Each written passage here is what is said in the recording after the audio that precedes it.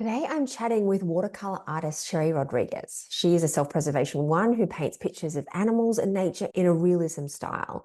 We talk about her inner critic and how she needs to work with it to become a better painter.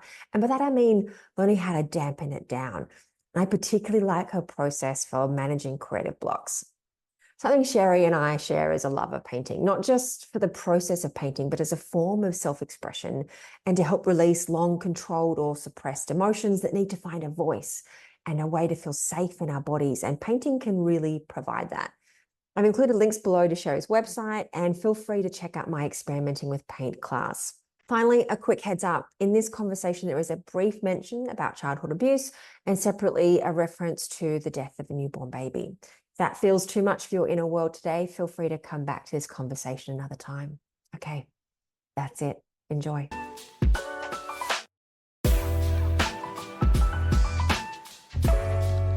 So my first question is, what does creativity mean to you? So, I guess when I think about creativity, I think about the process of making something, making things, taking resources and making something else with it. I think about, for me over the years, that has taken lots of forms. In my younger years, I guess one of the first things that I did was I did a lot of, drawings as a child and a lot of, crayon color books, that kind of thing as a little kid. And then started drawing when I was in middle school. Also, I started sewing when I was in middle school and was very interested in both of those things. I feel like for me, creativity has a lot to do with the experience of joy and how when I see something that really resonates with me, I feel like I've got to do something with that. I've got to make something, I've got to create something. And so I've done lots of things over the years in that direction. So with, sewing, quilting, jewelry making, needlepoint, cross stitch, gosh, lots of things. And, you know, cooking, baking, home decorating, all those things. I just feel like those all have really resonated with me. But I kind of really landed on painting a few years back, and it's really kind of been where most of my creative energy goes now. It's interesting how you explored all those different avenues before you've landed on one thing that Yeah. really feels right and aligns with you. But like, I love your definition of creativity, sort of taking raw materials and turning into something and something Yeah. that sort of brings joy in some way. Yeah. Yeah. That's a really important piece for me. And I think that doing all of these different things has a lot to do with my self-preservation orientation. For one thing, I didn't have a lot of resources growing up. So I learned how to sew so I could have more clothes and made my own school clothes and learned to do that. And when we had started a family, made my children's clothing. And, it was just fun. It was a fun, creative thing. And I could have a little more agency in how, what we wore. I mean, there are only so many things available in the marketplace, right? Mm. And it's So very practical. yeah. And I had a lot of need out of just basic necessity. I learned to be more resourceful and creative and taught myself all kinds of things in terms of cooking and homemaking, things about color theory, things about, I don't know, like back in the 80s. So I am 65 years old. And so back in the 80s, when I was a young woman, there was this whole thing about the color, what was it called? The seasons, the seasons that you are. And so they would do this color draping with you. And yeah, and I was so into all of that. And I just feel like because it really tapped into my creative side. And I Mm. thought, oh, I can take this information and I can create something out of it. Mm. Right. So whether it's something tangible like fabric and cotton or a theory that you can Mhm. turn something into that seems playful and joyful Yeah, and useful as well. yeah, absolutely. Yeah. I was having a look at your website earlier and looking at some of your paintings. When it comes to that, what supports you to be creative with your painting? So much of my painting is driven by nature or by animals. And I find so many inspirational experiences when I'm just walking through the neighborhood. And so I take my camera with me, my phone with me wherever I go, and take snapshots of flowers, bees, just little things that I see. And I have a massive inspiration file. And so I draw from that. And I find that that's really supportive. That really kind of helps me to have something to draw from, but also being with other people who are creative and seeing what they've done. It's very inspiring. Like, I love nothing more than to go to a fellow artist's studio and see what they've done. And, it's just really enlivening. Mm. And I learned a few years ago about the vagus nerve and how it activates in certain circumstances. And I feel like when I experience that, and it's really hard to define it, but when I experience that sort of excited, joyful feeling, I want to capture it. And that helps me. It helps me to try to remember things by taking my camera and taking pictures. And So to capture that joyful feeling, either by photographing nature or by visiting other artists yeah, for inspiration. or yeah, conversations with friends who are creative.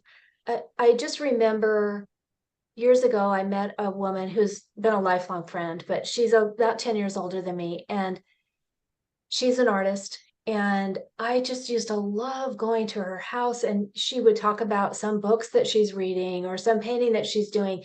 And it was so exciting to me because she was so energized by it. And it really seriously inspired me. But it took me a long time to overcome my inner critic to think that I could do more than my experience had been up to that point. Do you think that's why it took you a while to land on painting, because of your Yes. inner critic? Yes. I have very, very strong perfectionism tendency and a very overdeveloped inner critic. And that really has been harmful to me. It wasn't until I learned about the subtypes that I really began to recognize the harm that it had done to me and how I needed to find a way to manage that. Because you really landed on the self-preservation one just a few years Mhm. ago. Yeah. And I've just realized you said you started painting just a few years ago. So I can't help Yeah. but wonder about the connection Well, here. I can tell you, would you like me to tell you the story of what got me painting, what got me over the hump? I'd I love think it would to. be helpful. Yeah. So in 2017, so 7 years ago, our daughter had her first baby and the baby died. And it was a huge grief to me, to all of us. It was very surprising. We didn't expect it. It was a full-term baby, beautiful Wow. baby under these circumstances. And so I had this really fresh, raw grief. And I have my backstory is a lot of, and I wonder what role this plays in my Enneagram type and subtype, but I have a history of significant child abuse and have learned to cope and sort of survive through being creative. And through the development of my coping mechanisms, perfectionism, the inner critic, the drive to perform, learning how to read the room and be pleasant and nice to everyone and not activate anybody else and try to manage them emotionally by how I respond, Mm. being highly controlled, all of that. And that helped me to survive a difficult childhood. And it has helped me over the years in some ways, many ways, really. Yeah. But I hit a brick wall in 2017, and I had tried off and on to return to drawing or painting. I would do it a little here, a little there, and I couldn't give myself the space to do it. And and mainly because it just wasn't good enough. Nothing that I did Yeah. was good enough. And I look back at it and it was fine. It wasn't not good enough. It was just the early learning process. And so when I had this experience, I realized that I really needed to get my And I'd read a little bit about the Enneagram at that point, not as much as I did later, but I did a lot of work trying to overcome my childhood trauma too. I knew that my emotions were shut down. I knew that I really needed to be able to release the pain, and I couldn't. I was stuck in not being able to grieve. And so I received, I got some MAC treatment to get my left brain and right brain connected. And it helped me to process it helped me to kind of delve into this in a way that I hadn't really even ever considered a possibility. And at the same time, I started doing watercolor realism tutorials online. And that was in 2017. And by the time I did Anna Mason, she's an English artist, watercolor realism artist who does amazing work, and it's all botanical art. And by the time I had finished, I'm going to say maybe a dozen of her tutorials, I was just ready to cut loose and started painting my own original paintings from then on. And some of those paintings are on my website still. I still sell prints and things from them and cards, but it has been thoroughly healing for me. It has just helped so much. And, I think I shared with you last week that I had to reschedule this because our daughter was having a baby. So this is the baby that she finally was able to have. And so that's been super healing too. And so I realized that my coping mechanisms really, really compete with my drive to be creative. And I can get really stuck in the administrative tasks. I'm a manager in my job, do a lot of administrative work, and I can get really out of balance in that. So I have to really kind of make space. So I made some space here, and I try to paint every day for at least, 20 minutes, if not longer. And during COVID, I really developed that quite a bit. How did discovering this, that you're a self-preservation one, because I know when you first read about the one, it didn't land for you, but how did that help you start to see that inner critic and how it was competing with that drive for creativity?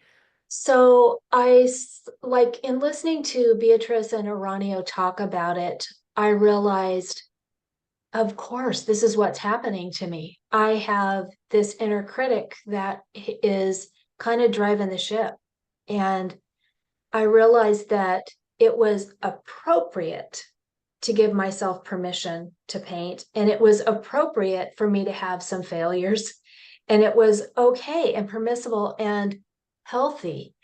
And also in some of their talks and teachings that they've done, they talk about how in order to get better, one has to get worse.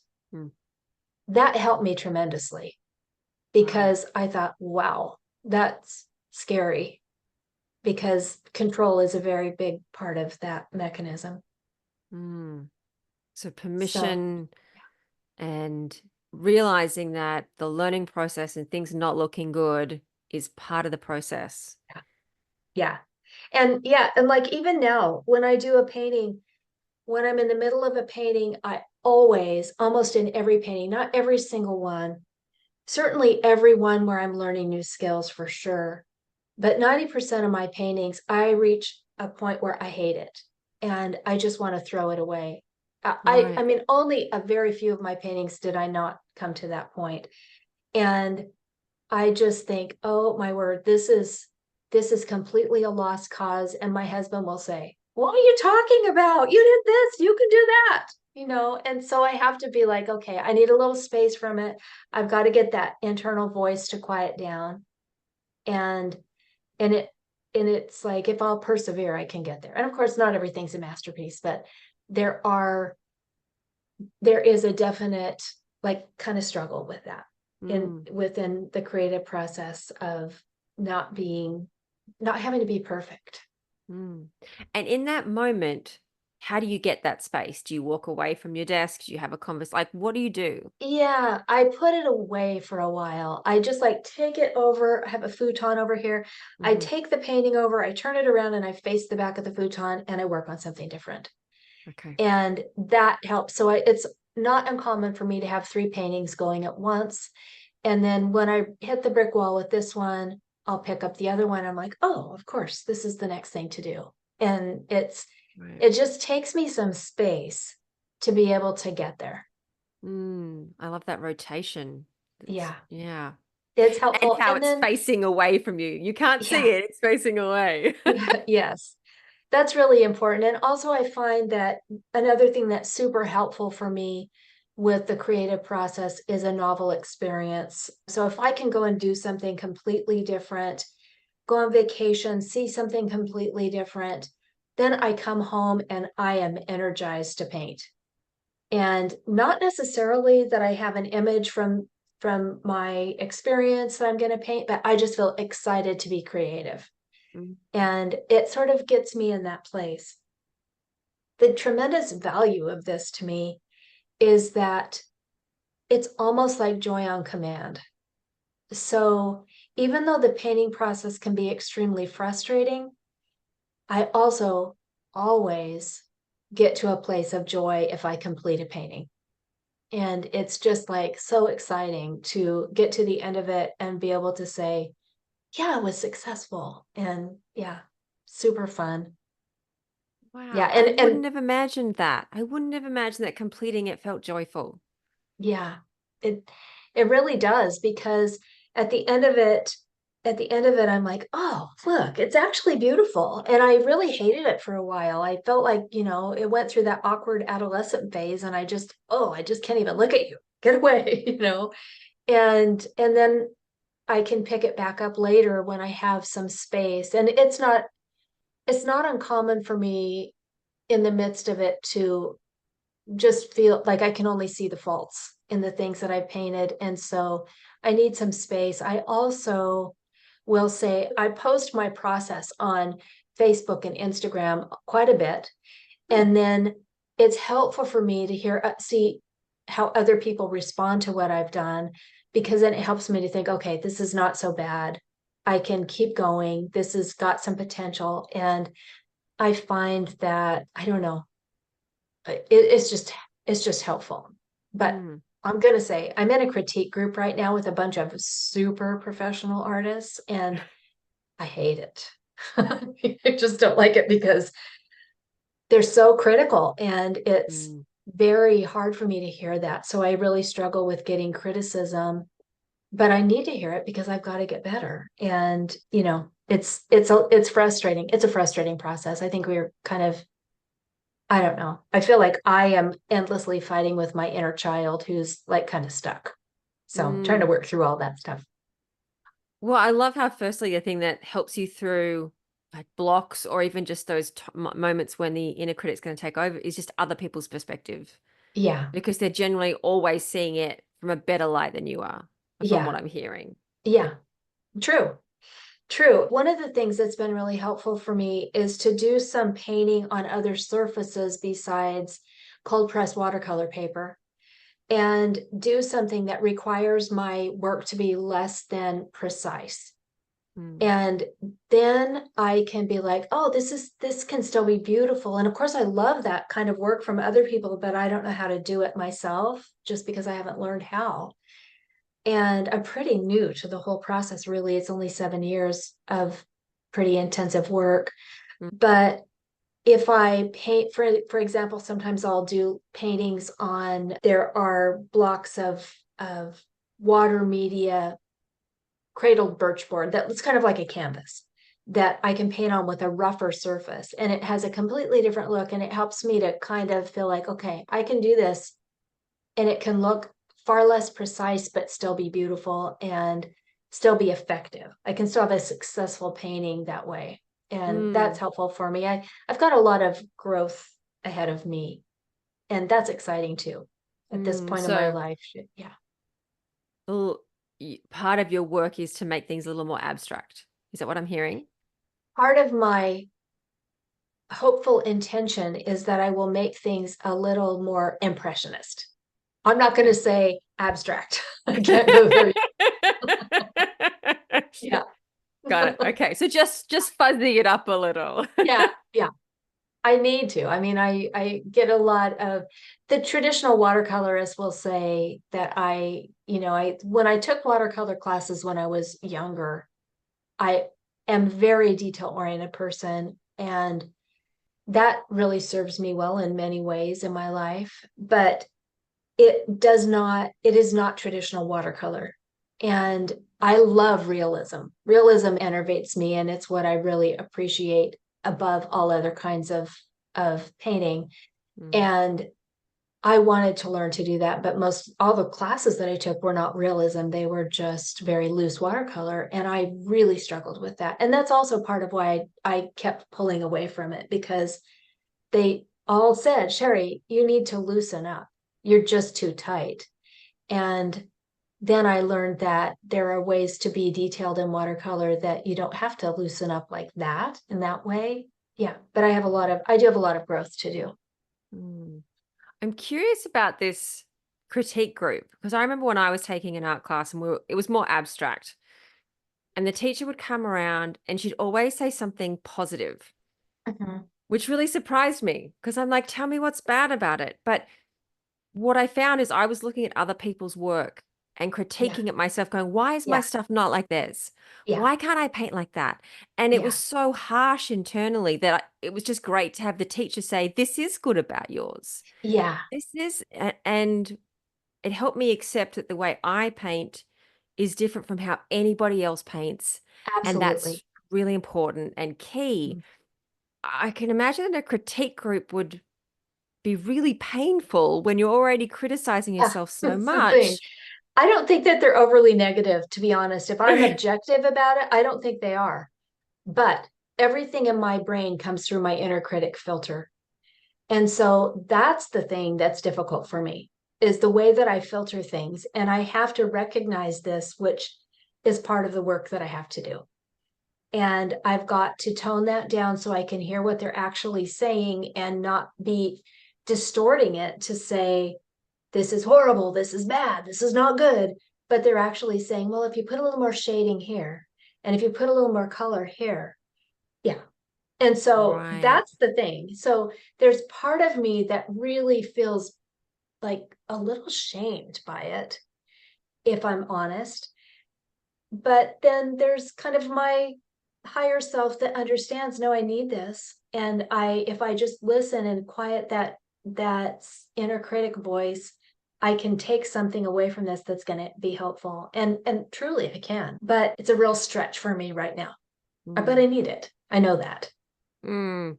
Art is such a journey on so many levels. It's healing. We learn so much about ourselves. We get stretched by it. It's Yeah. healing and challenging all at the same time. Yes, So, absolutely. Absolutely. yeah. I mean, when I started to learn watercolor, having just done acrylic, I was like, this is a nonsense medium. Like, this is ridiculous. So I'm still learning watercolor. It's It's challenging, but it's so fun. Once you kind of find a way to express it, find a style and a rhythm in it, it's just got so many endless possibilities. And I mean, I'm sure that's true with every medium, but I just love it so much. I love the clarity of it. I love the vibrancy that you can get. I love the layers of transparency where you can see colors coming through. Yeah, I mm, just love all that. yeah. Whereas for me, it's like we've got an extra variable here, water. Yeah, Never know what yeah. I'm gonna get. You have to manage that for sure. So my last question then is, what creation are you most proud of? Well, I have a couple of things. I have a painting that I did a couple of years ago of a bald eagle in a tree that is just, that eagle just resonated with me. And I got permission from a photographer, a professional bird photographer, to paint his image. And he graciously gave me permission to do it. And it was so meaningful. And so I love the painting. But what I'm really most proud of about that is that I work for Oregon Department of Justice, Crime Victim and Survivor Services. And our agency gifted my painting to a Native woman who has worked with victim services for her career. And it has such a story of just resiliency. And she's just a regal, honorable woman. And I have a great deal of respect for her and what she has suffered and what her people have suffered. Mm. And it means so much to me. They gave it to her and she was very, very at a ceremony, and she was very honored and very just thrilled by it. And the fact that it was an eagle was very meaningful. And that just meant the world to me, to have my art go to someone like that. And she she said it just like gave her such joy to look at it. I mean, that's why I do it. So that was huge. Mm. So that's one thing. And then the other thing is that I started teaching watercolor realism classes about a year and a half ago. And I'm still working full time for DOJ, but I do so because of that, my time is limited. So I've been doing like a quarterly class at a local art store, and that has been just thrilling. So I can't wait till I retire, which is on 18 months away. And then I'll be doing more watercolor classes. And it's really delightful because I find for me this great connection relationally with other people and being able to, like I shared, being able to, there's a certain energy you draw when you come together for an in-person class. Mm. And I love being a student and I love being a teacher. And so those classes mean a lot because being able to impart these basic skills to people who haven't painted or haven't learned how to do it is just absolutely thrilling. And I'd really like to be able to do longer stretches of classes because right now I'm sort of limited to doing it like 2 days just because of it's hard to get people together Yeah. beyond that. And I have basically my weekends. So yeah, those I two love that things. you're able to teach what you looked for and couldn't find all those Yes. years ago. Yes, that means so much to me Yeah. because I remember looking, I used to live in a different town and there was an artist there who did watercolor realism landscapes that were amazing. And I saw her work all over the community. I saw it in the doctor's office. I saw it in the library. I just saw it in different locations. And I thought, oh, if I could be a fly on the wall and watch how she does that, I could learn so much from her. I wish there was a way to connect with somebody that could teach me to do this. Mm. And it wasn't until I saw Anna Mason on YouTube, but she was so inspiring. And I thought, oh my gosh, I have to learn to do this. And so I just took the plunge and did it. Mm. Never, ever regretted that. Oh, fabulous. And I love the joy that you got from seeing your art Yeah. go to someone so worthy, but just that it's about that the flow of joy in so many Yeah. aspects of the art process. Yeah, it is. It's about joy and it's about making and it's about connecting with people for me, those things. Mm. And it is absolutely delightful for me for somebody to buy a painting or a print and be excited about it. I've been like recently last summer and then again this summer, for the first time, I did like a little event where there's a local art fair. And so I'm doing it again next month. And it was just fun.